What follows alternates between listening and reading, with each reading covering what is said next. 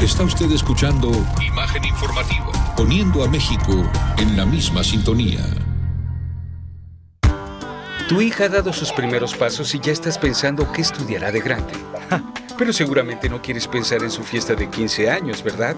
Aún así, nosotros te ayudamos a prepararte. Con Insignia Life, el futuro es como te lo imaginas. Insignia Life, la aseguradora de tu vida.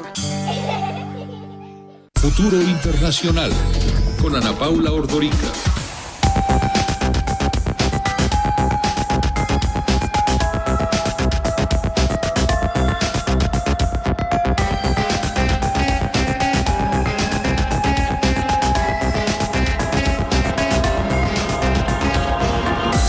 Estoy con Ana Paula Ordorica. Hemos venido dándole un tono al programa el día de hoy y en los anteriores, ¿no? En donde toda la problemática geopolítica se exacerba. Y claro, evidentemente el tema del extremo este de Ucrania, pues es hoy lo que tiene a todo el mundo en la disquisición de hasta dónde ve este problema va a escalar. ¿Es realmente el tema ucraniano una guerra local o...? ¿Qué tal, Pedro? ¿Cómo estás? Ana Buenos Paula, días. ¿cómo estás?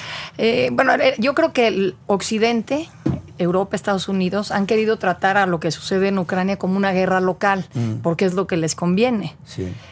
Pero, pues, el hecho de que derribara ya todas la información que ha salido hasta ahora apunta a que fue un misil no saben si operado por los rusos o por los prorrusos en Ucrania, pero bueno, es un misil disparado en esta región de Donetsk, en el este de Ucrania, hacia el avión de Malaysia Airlines, el de vuelo número 17. Pues es evidente que la guerra no es local. De entrada, tienen que ahora lidiar los gobiernos, el ruso, el ucraniano, el holandés, pues con la repatriación de los cuerpos. Habían de distintas nacionalidades en ese avión. Y, bueno, primero me quisiera remitir a un caso similar de otro avión derribado y cómo reaccionó el gobierno que lo derribó, un gobierno democrático. En 1988, el 3 de julio de 88, un avión de Iranian Air, en el contexto de la guerra Irán-Irak, despega de Bandar Abbas, del aeropuerto de Bandar Abbas, iba a Dubái. Llevaba 299 pasajeros, 66 eran niños, porque Dubái es un destino pues muy familiar y turístico para la gente que vive en esa zona. Y iban justamente a eso, pues yo supongo que gente de vacaciones a decir nos salimos de esta zona de conflicto, lo que era Irán, Irak en ese momento. Despegan y unos minutos después un barco estadounidense que estaba en el estrecho de Hormuz confunde a este avión de Iran Air con un F-14 que utilizaban las fuerzas... Phantom, imagínense. Que utilizaban las fuerzas iraníes, el ejército iraní.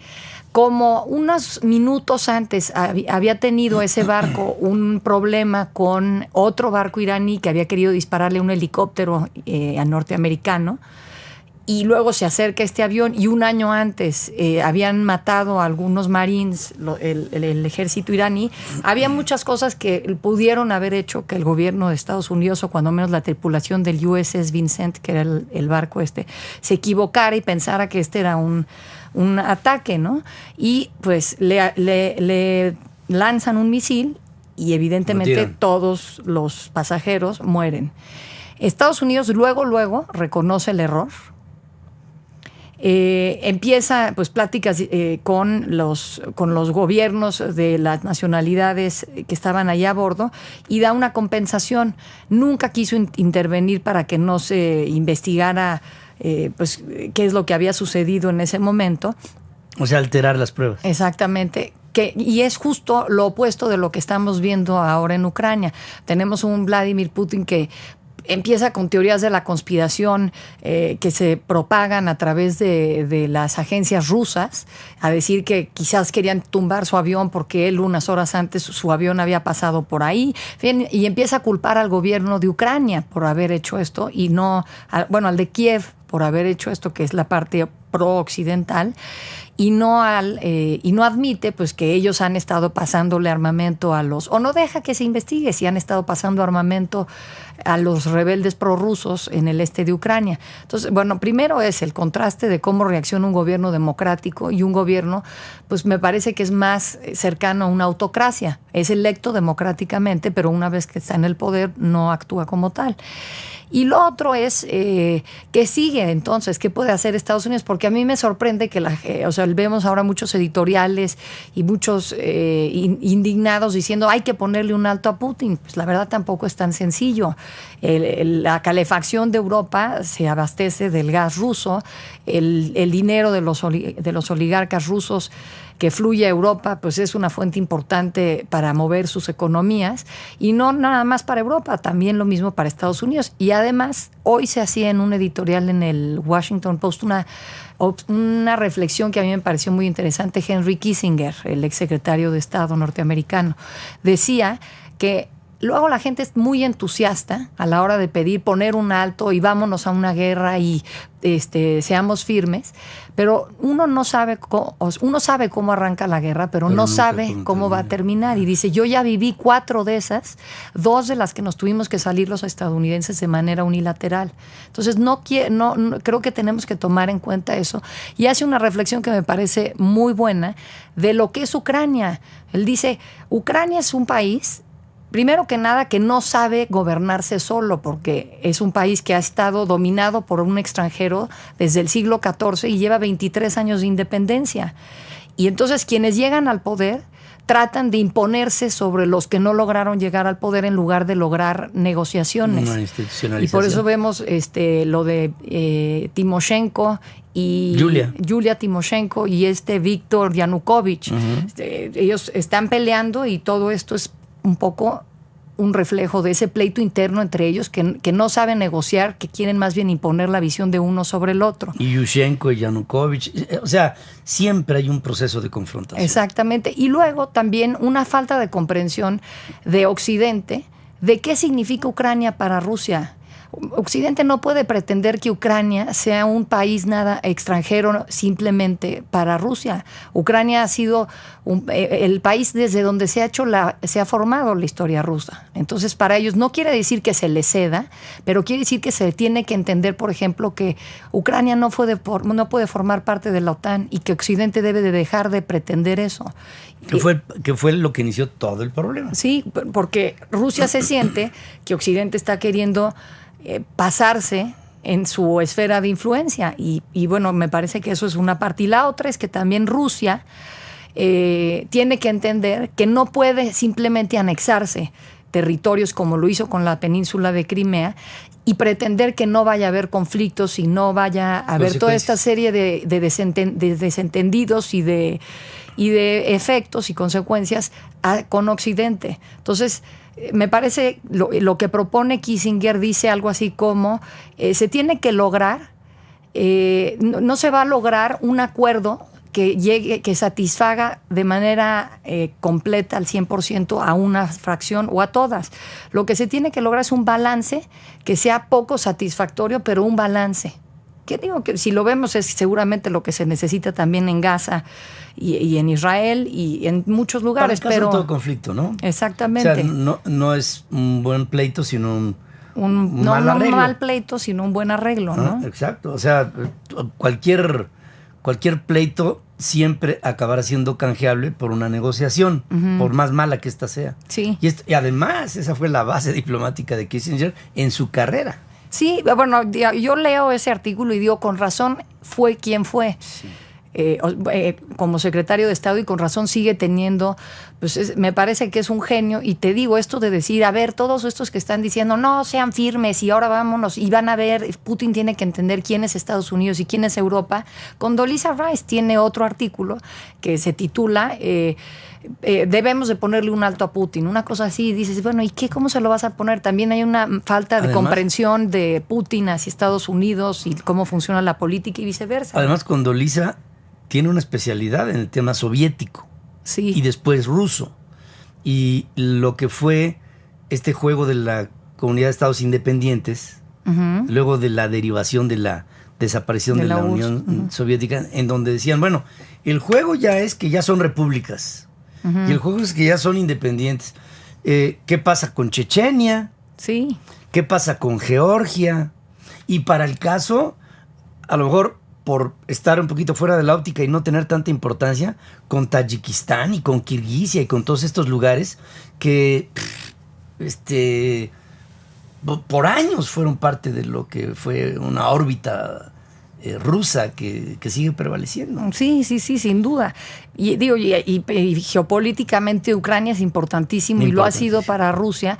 La salida al sur, Crimea, el puerto de Sebastopol, ahí estaba toda la flota rusa durante años y ahora regresa. El Dnieper, en fin, todo es para Rusia un asunto estratégico. Y cuando uno oye aquí desde la perspectiva nuestra, ¿no? Los prorrusos, pues no son prorrusos, son rusos. Oye, pero además de todo esto, cuando dices esto, cuando uno escucha, yo me imagino que los tripulantes de ese vuelo de Malasia, del MH17, varios habían escuchado que algo estaba sucediendo en Ucrania. Claro. O por el este, cerca a Rusia, quizás. Algunos quizás ni siquiera habían escuchado, pero luego pensamos que todo es muy lejano. Y sin embargo, pues para estos 298 pasajeros, significó la diferencia entre la vida y la muerte, el volar por encima de un área de conflicto, que también eso es otra de las preguntas. Si ya la inteligencia en Europa y en Estados Unidos apuntaba que se estaban armando de esa manera, sí, ¿por qué dejan esa vía abierta? Muchos aviones ya la habían modificado su ruta, pero eso cuesta más y toma más tiempo. Sí. Bueno, como toma más tiempo, cuesta más. Sí. Y entonces Malaysia Airlines decidió sí volar por ahí. Yo creo que decían, pues como hace 4 meses se nos perdió un avión, ya no va a pasar nada. Dicen que no hay camino más seguro que el que acaban de robar, ¿no? Exactamente. Y no, aunque miren, hay instancias internacionales que marcan las rutas aéreas. Y esa ruta aérea estaba confirmada como una ruta segura y transitable. El problema fue que a algún cuate ahí se le ocurrió decir, pues mira, ahí va uno y bolas. Sí, ¿no? Sí. No sabemos ahorita cuál es, porque hay varias versiones de que confundieron porque un avión de Ucrania se había pasado hacia... Que además ese es el otro tema. Ucrania en sí está dividida, es 2 países en uno. El occidente, donde son católicos, hablan ucraniano, el este, en donde son rusos ortodoxos y hablan en su mayoría ruso. Entonces también que pues, a veces estas fronteras que se hacen de manera artificial derivan en lo que estamos viendo ahora, ¿no? Es cierto. Es la problema muy interesante este análisis que aquí pone sobre la mesa. Como siempre, Ana Paula. Gracias, Pedro, a ti. Buenos días. Gracias por estar aquí. Israel rechaza llamados a una nueva tregua de carácter humanitario en el 15º día de su ofensiva terrestre en Gaza. Más de 300 inmuebles civiles y viviendas particulares, 2 hospitales y una mezquita han sido blanco de los bombardeos israelíes pese a las exigencias de la ley humanitaria internacional sobre la protección de civiles en lugares en conflicto. Anoche destruyó por completo la mezquita de los mártires de Al-Aqsa, levantada en el centro de Gaza tras la segunda intifada, pocas horas antes de que los fieles se dirigieran a ella para el primer rezo del día. Israel rechaza entonces una nueva tregua en este sentido. Vamos a hacer una pausa. Holanda, con el mayor número de víctimas en el derribo del MH17, este avión de Malaysia Airlines, pide represalias económicas contra Rusia con el respaldo del Reino Unido. Alemania y Francia, con fuertes lazos económicos con Moscú, prefieren limitar las sanciones a individuos cercanos a los separatistas ucranianos, como viene haciendo la Unión Europea desde el inicio de esta crisis en diciembre.